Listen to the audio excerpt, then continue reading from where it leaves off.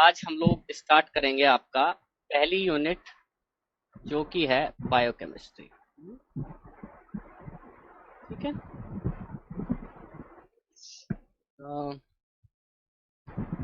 Just a minute guys, लिखते चले जाओ। Vaishali, Suganti, yes sir. सहस्मिता, शशांक। नहीं नहीं, एक्चुअली हम नोट डाउन कर रहे हैं कौन कौन प्रेजेंट हैं actually.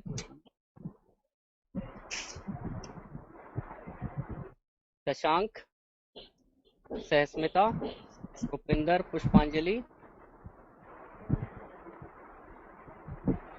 Manu, Manisha, Ginni and Bhaurao. Okay, ठीक है। सुगंती को मैं यहाँ पे, हाँ लिंक सबको गया हुआ है। ठीक हाँ है, सर। ओके। तो एक्चुअली हम आज जो इसमें जो ए वाला टॉपिक होता है, इंटरेक्शंस रिलेवेंट टू बायोलॉजी। ठीक है, इसके बारे में बात करेंगे। Interaction interactions relevant relevant to biology. ठीक है। तो एक्चुअल में सबसे पहले आपको थोड़ा सा अगर बायोकेमिस्ट्री की अंडरस्टैंडिंग आपको चाहिए या बहुत अच्छे से आपको अंडरस्टैंड करना है, तो सबसे पहली चीज आपको जो है कि किन चीजों को स्टडी करना है वो हमें पता होना चाहिए। तो हमें जो है बायोकेमिस्ट्री में स्टडी करना है प्रोटीन्स को, हमें स्टडी करना है लिपिड्स को, ठीक है, हमें स्टडी करना है न्यूक्लिक एसिड्स को, ठीक है, हमें स्टडी करना है किसको, कार्बोहाइड्रेट्स। तो बायोकेमिस्ट्री में इन चार बायोमोलिक्यूल्स के अलावा कुछ नहीं होता है। This is whole biochemistry. तो ये याद रहेगा आप लोगों को, ऐसे ही आप लोगों को पढ़ना चाहिए। जो चीजें इंपॉर्टेंट है, जो आपका एक दिमाग में खाका होना चाहिए कि बायोकेमिस्ट्री अगर मुझे समझनी है तो मुझे किन चीजों को ध्यान में रखना है, कौन सी चीजें मेरे दिमाग में होनी चाहिए, किन चीजों को ध्यान में रख के मुझे पढ़ना है। ठीक है ना। तो अब जैसे मैंने यहाँ पे प्रोटीन्स की बात की, मैं पहले प्रोटीन्स का जरा थोड़ा सा मतलब बता देना चाहता हूँ, क्योंकि प्रोटीन सबसे इंपॉर्टेंट एंटिटीज है। जैसे कि अगर मैं सेल के अंदर बात करूं कि ये सेल है आपकी, तो सेल के अंदर सबसे ज्यादा कंटेंट प्रोटीन्स का होता है। Yes sir. प्रोटीन्स किस काम आते हैं, proteins can function as enzymes. जितनी भी मेटाबॉलिक एक्टिविटी होती है सेल के अंदर, तो उसको कौन कराते हैं, उसको एंजाइम्स कराते हैं। एंजाइम्स के अलावा जो प्रोटीन्स है, they can act as a signalling molecules, act as a signalling molecule. Yes sir. ठीक है। इसके अलावा क्या कर सकते हैं, they can act as an antibody. भाई एंटीबॉडी क्या है, एंटीबॉडी कुछ अलग एंटिटी थोड़ी है। ठीक है, आपको इम्यूनो में पढ़ाई जाती है antibodies, what are antigens, antibodies, T cell, B cell and all, complement system, hyper sensitivity reactions, और टी सेल के अंदर एमएससी क्लास 1, एमएससी क्लास 2, कैसे एंटीजेंस को प्रोसेस किया जाता है वहां पे, ये सब बताया जाता है। लेकिन हर जगह प्रोटीन्स का रोल है, हर जगह प्रोटीन्स का रोल है। तो ये मैंने सेल के अंदर की बात की। सेल के अंदर और भी फंक्शन हो सकते हैं इनके, जैसे कि रेप्लिकेशन है। तो रेप्लिकेशन कौन कराता है बताओ, sir DNA polymerase. DNA polymerase, DNA से डीएनए का सिंथेसिस। ठीक है। उसके बाद आपका जो है बेसिक प्रोसेसेस हैं, इनको ट्रांसक्रिप्शन आता है वहां पे, ट्रांसक्रिप्शन आपका आरएनए पॉलीमरेज कराता है। उसके अलावा आपका जो है जीन एक्सप्रेशन है या प्रोटीन सिंथेसिस है, इन सबको जो है कराने के लिए प्रोटीन्स की जरूरत पड़ती है। तो अगर प्रोटीन्स ही अवेलेबल नहीं होंगे तो कुछ नहीं होगा। ठीक है। तो ये बात आपको हमेशा याद रखनी चाहिए कि अगर प्रोटीन्स नहीं होंगे तो कुछ भी प्रोसेस नहीं होगा, gene expression and protein translation. तो ये सेल के अंदर के फंक्शंस हैं। ठीक है। तो मैं किसी को भी ऐसे मतलब नहीं बताऊंगा कि सिर्फ यही फंक्शन होते हैं, इसके अलावा भी फंक्शंस हैं। इसके अलावा क्या फंक्शन है, अगर हम बात करें कि कनेक्टिव टिश्यू, कनेक्टिव टिश्यू में भी बहुत सारे प्रोटीन्स होते हैं ना, है कि नहीं। Yes sir. Yes sir. जैसे कि आपका कोलेजन है, तो कोलेजन भी एक प्रोटीन है, उसका भी कुछ रोल है। हाँ, ये स्ट्रेंथ भी प्रोवाइड कराता है कि नहीं। उसके अलावा जैसे कि आपको अगर ये कहा जाए कि जैसे कि आपको जूलॉजी का कोई अभी तो स्टूडेंट नहीं है बट हो सकते हैं, जैसे कि जूलॉजी वाले लोग पढ़ते हैं कि उनको एनिमल फिजियोलॉजी पढ़नी है या डाइजेस्टिव सिस्टम पढ़ना है, तो जैसे आपको कहा जाता है कि जैसे हम लोग कार्बोहाइड्रेट कंज्यूम करते हैं, तो कार्बोहाइड्रेट्स कैसे डाइजेशन कैसे होता है कार्बोहाइड्रेट्स का? सर एंजाइमेटिक एक्टिविटीज होती हैं उसके बिल्कुल थ्रू। सही है, एंजाइमेटिक एक्टिविटी। एक्चुअली जो कार्बोहाइड्रेट्स हम लोग कंज्यूम करते हैं उनका डाइजेशन हमारे माउथ से स्टार्ट हो जाता है, क्योंकि हमारे माउथ में जो सलाइवा होता है, सलाइवा के अंदर एक एंजाइम होता है एमाइलेज।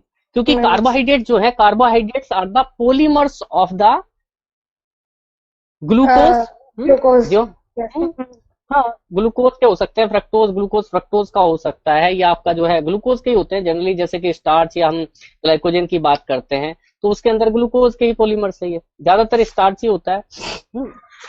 तो एक्चुअली इनका डाइजेशन, ये बहुत बड़े मॉलिक्यूल्स हैं, तो जो डाइजेस्टिव सिस्टम में आप लोगों को पढ़ाया जाता है उसमें यही बताया जाता है कि इनका डाइजेशन हमारे माउथ से स्टार्ट हुआ, उसके बाद जो है धीरे धीरे इनको सिंगल ग्लूकोज मॉलिक्यूल्स में कन्वर्ट कर दिया गया, उसके बाद ये इंटेस्टाइन में पहुंचते हैं, इंटेस्टाइन से इनको जो है ब्लड स्ट्रीम में डाल दिया जाता है। ब्लड स्ट्रीम में जब जाते हैं तो ब्लड स्ट्रीम के अंदर ग्लूकोज की कॉन्सेंट्रेशन बढ़ जाएगी ना। जब हम मील खाया, हमने कार्बोहाइड्रेट रिच मील लिया, तो कार्बोहाइड्रेट की कॉन्सेंट्रेशन या ग्लूकोज की कॉन्सेंट्रेशन हमारे ब्लड के अंदर तुरंत विद इन 15 to 20 मिनट्स जो है बहुत रेज कर जाती है। फिर क्या होगा, फिर क्या होगा, जो ब्लड है वो अलग अलग टिश्यूज को, जो भी हमारी बॉडी के टिश्यूज हैं उनमें ग्लूकोज को पहुंचाने का काम ब्लड का है। ब्लड का काम है ना, blood is a connective tissue, तो वो कनेक्ट करता है अलग अलग टिश्यूज को, वो जो है ट्रांसपोर्ट का काम करता है। तो ग्लूकोज अब पहुंचेगी अलग अलग टिश्यूज में, तो फिर उसको सेल अंदर एब्जॉर्ब करेंगी, सेल के अंदर ग्लूकोज पहुंचेगा तो क्या होगा, फिर उसका ब्रेक डाउन होगा सर, ग्लूकोज का रेस्पिरेशन मैकेनिज्म होगी। बिल्कुल बिल्कुल सही है, बिल्कुल सही है, क्योंकि ग्लूकोज को जो है सेल के अंदर डिग्रेड किया जाएगा through the glycolytic pathway. Glycolysis से ग्लूकोज कन्वर्ट हो जाएगा पायरुविक एसिड में, फिर जो है वो एंटर करेगा किसके अंदर, टीसीए साइकिल के अंदर, और टीसीए साइकिल के थ्रू उसको कन्वर्ट कर दिया जाएगा किसमें, कार्बन डाइऑक्साइड। तो जो ये रेस्पिरेशन वाला जो है उसके लिए ऑक्सीजन की जरूरत पड़ती है, लेकिन डायरेक्टली आपकी जो टीसीए साइकिल है उसके लिए ऑक्सीजन की जरूरत नहीं पड़ती है, वो बाद में पार्ट आएगा तो उसके बारे में बात करेंगे। लेकिन मैं एक ओवरव्यू दे रहा हूं कि आपको स्टोरी कैसे समझनी है, क्योंकि अगर आपको स्टोरी की तरह बताया जाएगा तो आपके लिए बहुत आसानी होगी समझने में, है ना। अगर आपको चीजों को एक स्टोरी की तरह बताया जाएगा तो बहुत आसानी होगी आप लोगों को समझने में, और बहुत इंपॉर्टेंट है कि आप इसको एक स्टोरी की तरह समझो, ना कि एक बुक के वे में। बुक में तो ठीक है, चीजें लिखी हुई हैं, लेकिन फिर भी बुक सभी लोगों के पास होती है, लेकिन फिर भी समझ में नहीं आता है क्योंकि वो बहुत कॉम्प्लेक्स है। एक मिनट गाइज, सबको भेजा हुआ है, पता नहीं फिर भी यहाँ पे नाम तो है इसका, इसको लिंक क्यों नहीं मिला। Good evening, good evening. एक मिनट रुक जाओ भाई, हाँ जी भेज दिया, चलो ज्वाइन कर लेगी वो। हाँ, तो मैं यही बता रहा हूँ कि आपको एक स्टोरी की तरह समझना है, और बायोकेमिस्ट्री जैसे आप लोगों को लगता है कि बहुत डिफिकल्ट है, वो इसलिए लगता है कि आप लोग बायोलॉजी बैकग्राउंड से हो, और आप लोगों को थोड़ा सा मैथमेटिक्स से डर लगता है, तो बहुत ज्यादा मैथमेटिक्स नहीं है बायोकेमिस्ट्री में, और डरने वाली कोई बात नहीं है। I am there. अगर आपको कहीं पे भी कोई प्रॉब्लम आती है तो आपको सारी चीजों का एक्सप्लेनेशन बहुत बेहतर तरीके से मिलेगा कि आपको सारी चीजें समझ में आए। तो ये बात हुई कि हर जगह रोल है। तो आप लोग जब डाइजेस्टिव सिस्टम पढ़ रहे होते हो तो आपको एंजाइम्स की याद नहीं आती है, या आती है? आती है। याद करते हो एंजाइम्स? नहीं आती है, नहीं आती है। आपको सिर्फ जो है ना वहां पे डाइजेस्टिव सिस्टम दिखाई देता है। सिर्फ जब आप लोग डाइजेस्टिव सिस्टम पढ़ रहे होते हो तो केवल डाइजेस्टिव सिस्टम दिखाई देता है। जब आप सिग्नलिंग पढ़ रहे होते हो तो सिर्फ आपको प्रोटीन्स के नाम दिखाई देते हैं, फिर प्रोटीन्स की प्रॉपर्टीज आप लोग भूल जाते हो। क्योंकि क्योंकि दिक्कत ये होती है, हाँ, क्योंकि दिक्कत ये होती है क्योंकि आप लोग जो है चीजों को फ्रैक्शन में पढ़ते हो। फ्रैक्शन मतलब उसको डिवाइड करके पढ़ते हो। जैसे बायोकेमिस्ट्री, आपने बायोकेमिस्ट्री में जो पढ़ा वो केवल बायोकेमिस्ट्री के लिए है। सेल बायो में जो पढ़ा वो सेल बायो के लिए है। मोल बायो में जो पढ़ा वो सिर्फ मोल बायो के लिए है। जबकि सब कुछ, चाहे मोल बायो हो चाहे वो चाहे आपका कोई भी साइंस हो किसी भी टाइप की, वो सारी की सारी कहाँ पे हो रही होती है?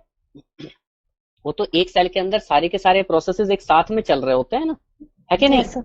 यस और नो? Yes sir. तो ये चीज जब इस तरीके से आपको समझ में आने लगती है, तब आपको कंप्लीट स्टोरी मिलती है। और जब कंप्लीट स्टोरी होगी, तो इट मीन्स कहीं से कुछ भी पूछ ले, कोई फर्क नहीं पड़ता। है कि नहीं? हाँ। यस। अभी जैसे कि कोई किसी ने बताया कि बॉटनी बैकग्राउंड से है, तो बॉटनी बैकग्राउंड में अगर मैं कहूं कि आपको जो मॉर्फोलॉजिकल चीजें हैं, मतलब मॉर्फोलॉजिकल फीचर्स बताए जाते हैं प्लांट्स के, कि किसी पर्टिकुलर प्लांट की जो लीफ की मॉर्फोलॉजी है वो कुछ इस तरीके की है कि उसके अंदर वीन्स ऐसी हैं, सेल्स का जो है शेप ऐसा है। तो मतलब ये सोचो कि अगर आपको या किसी बॉटनी वाले को ये कहा जाए कि आपको ये बताना है या ये समझाना है कि लीफ का फंक्शन क्या होता है, then what you will say. अगर किसी किसी को ये प्रूव करना हो कि हाँ लीफ का फंक्शन क्या है, तो ठीक है, आप लोग बोलोगे कि ग्रीन होता है, आप लोगों ने पढ़ा हुआ है। कि लीफ के अंदर ऐसा क्या है जो क्या कराता है? फोटोसिंथेसिस। लीफ का काम यही है ना, लीफ का काम क्या है? फोटोसिंथेसिस को कराना। अब यस सर। फोटोसिंथेसिस जो है, आप कह दोगे कि ग्रीन है लीव्स, इसलिए जो है क्या होता है? फोटोसिंथेसिस होता है। मैं कहूंगा ग्रीन क्यों है, फिर आप लोग क्या बोलोगे? ग्रीन क्यों होती है लीव्स? कोई बताएगा मुझे? सब पिगमेंट्स होता है कि ग्रीन उससे पिगमेंट होते हैं। ओके, पिगमेंट होते हैं, क्लोरोफिल पिगमेंट। अच्छा, फिर भी ग्रीन ही क्यों दिखाई देती है? सर क्योंकि वो उस रेंज में एब्जॉर्प्शन करती है, जैसे रेड रेंज वगैरह। तो जब हम लोग केमिस्ट्री को पढ़ते हैं, रिफ्लेक्ट करता एक है रिफ्लेक्ट करती है ग्रीन पहले लाइट को। एक बोलने लगे तो बीच में ना बोलिए प्लीज। हाँ ठीक है, फिर मैं आप पे आऊंगा, आप लोग दोबारा बोल सकते हैं। हाँ, एक एक कोई बोलो पहले। कौन बोल रहा था? अरे नाम तो बता दिया करो। सर हमारा नाम सुगंधी है। हम बोल रहे थे हाँ सर, जैसे कि केमिस्ट्री में हम लोगों ने पढ़ा है कि जो भी लाइट एब्जॉर्ब होती है उसकी कॉम्प्लीमेंट्री लाइट को रिफ्लेक्ट किया जाता है। मतलब जो एब्जॉर्ब होती है उसके अलावा बाकी रिफ्लेक्ट होती है। तो अच्छा, जो क्लोरोफिल होती है उसमें हम लोग देखते हैं कि वो एब्जॉर्प्शन जो है मैक्सिमम उसका पर्टिकुलर रेंज है, रेड फार रेड हाँ कलर। हाँ, एकदम सही तो इंटरप्रिटेशन नहीं है, बट दैट इज ओके, मतलब इतना आपको पता है, दैट इज गुड। मतलब एक्चुअली जो लाइट रिफ्लेक्ट होती है वही उस चीज का कलर होता है। समझ यस में सर। आया? ठीक है। जो भी जिस भी कलर की वेवलेंथ की लाइट जो है क्या होती है? रिफ्लेक्ट होती है, मतलब वो एब्जॉर्ब नहीं होती है। तो इसका मीनिंग ये हुआ कि जो क्लोरोफिल है वो ग्रीन लाइट के अलावा बाकी की सभी लाइट को एब्जॉर्ब कर लेता है। समझ में आया? Yes sir. मतलब कि ब्लू लाइट को एब्जॉर्ब कर लेता है और रेड लाइट को, हाँ, ग्रीन को नहीं कर पाता। तो कोई अगर रेड कलर की चीज आपको दिखाई दे रही है, तो आप ये सोचो कि रेड वेवलेंथ की लाइट को वो एब्जॉर्ब नहीं कर पा रहा है, इसलिए उसका कलर हमें रेड दिखाई दे रहा हूँ। है ना? एक तो ये चीज हो गई, चलो क्लोरोफिल की वजह से होता है। अब क्लोरोफिल क्या है? केवल क्लोरोफिल से ही होता है क्या फोटोसिंथेसिस?